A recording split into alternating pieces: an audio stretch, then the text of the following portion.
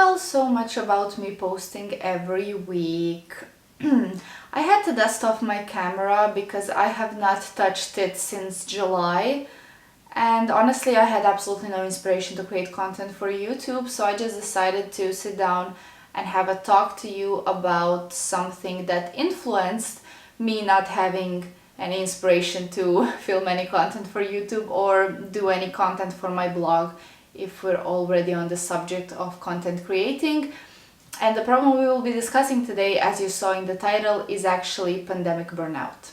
So at the beginning of 2020, my life was of course different, as was everybody's. I remember that somewhere around the end of 2019, beginning of 2020, I started to actively date. Like, I was just set on finding somebody. I was kind of tired of being single, so I went on Tinder.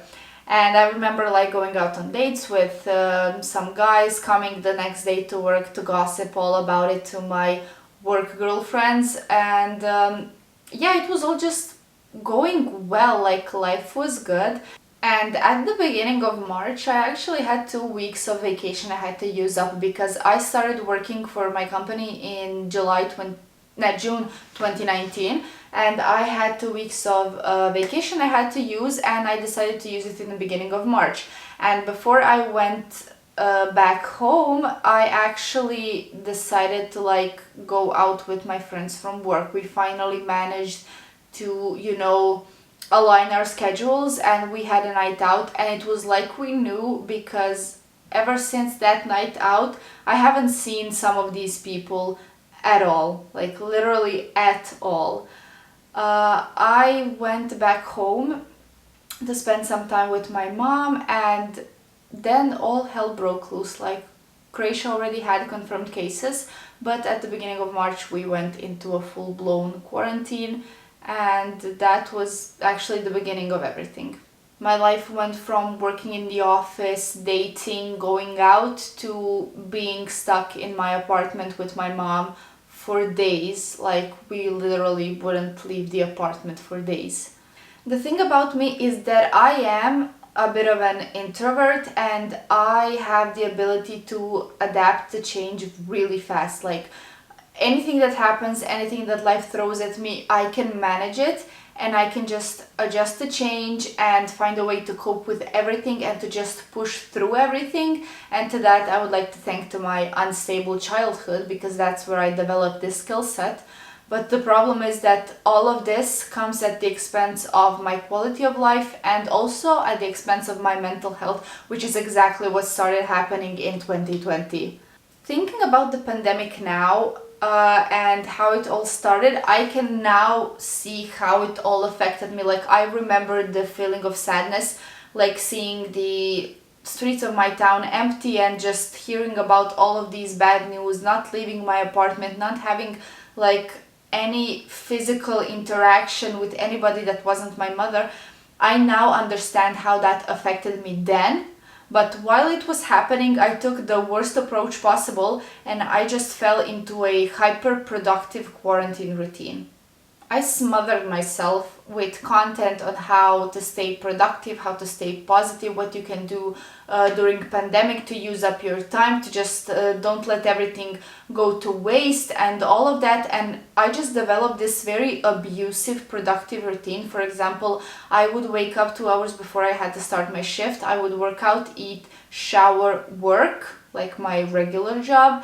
When I was done, like, I would eat something, then I would maybe watch a course on Skillshare. I would like try to learn a new skill or something like that. I was thinking about starting a YouTube channel, so I researched a lot about that. I read a lot of books. I also had this tendency to, like, when I wanted to relax and when I wanted to just do nothing, I would watch a TV show like everybody else. But the problem with me was that I sought like educational TV shows, or maybe TV shows that were in Italian or in Spanish, because those were the languages that I studied during my years in college, so that I would feel productive while I'm actually resting, and that's fucking insane. What ended up happening is that I actually lost my passion for everything. Like, there was no more drive, no more strength, no more joy, no more desire to just push through. For example, let's say, my blog. That's my favorite thing in the world. I spent years building it. It's my safe space because I started to write and read when I was about 5 years old, and ever since then, like all the way throughout my childhood, teen years, and well into my early adulthood, let's say, I've used writing as a creative outlet and as a way to cope with stuff, like when I don't understand something, or when I just don't know how to express myself, or I just need to sort out anything that's happening in my life. I write about it and it helps me. So that is my coping mechanism. It's been with me throughout my whole life, and creating my blog was sort of like creating a safe space where I can express myself through writing. And in 2020, without even noticing, I completely abandoned it. So I was going through a lot, as everybody else was, and I shut out the only creative outlet I had that could have helped me deal with it, because I was just over it. Everything became so painfully meaningless, if you can understand that. Like nothing made sense. I stopped creating original content and I dedicated my blog more to posting guest posts from other authors. I even stopped replying to comments under my original posts because I just saw no reason why to reply, because it was all just pointless for me. Right now it hurts me. It hurts me the ways in which I neglected my subscribers and in which I neglected something that was very important to me. But back then I just had no strength to work on anything. There was also this conflict that started to tear me up, because on the one hand I felt like a complete failure, and on the other hand I felt like I was being completely ungrateful. So just to explain better, I observed people thrive in the pandemic and during the quarantine. I saw people just keeping it together while I was going from one crisis to the next, and it created this feeling that I was a failure, that I was just not doing well, or that I was not doing enough. And on the other hand, I did not want to talk to anybody about what I was going through, because I felt like it would make me seem ungrateful. Because to be honest and to be like painfully objective about it, I did not lose my job. I actually got a promotion and a raise. I was healthy. I never caught the virus. Nobody from my family caught the virus. I had a roof over my head. Like I did not experience some of the hardships that people did experience through quarantine, and I felt as if I were to go to my blog, or maybe to go to somebody who's close to me and say, hey, I'm not feeling okay, I'm not doing well mentally, I have all of these feelings that are just destroying me. I just felt like somebody was going to tell me, like, people have it worse, you're an ungrateful bitch. So I began to actually shut everybody out, and I just decided to cope with this in silence. And trust me, all of this was very loud in my head. And then all of this hyper productivity just disappeared. Like I went from 100 to a 0.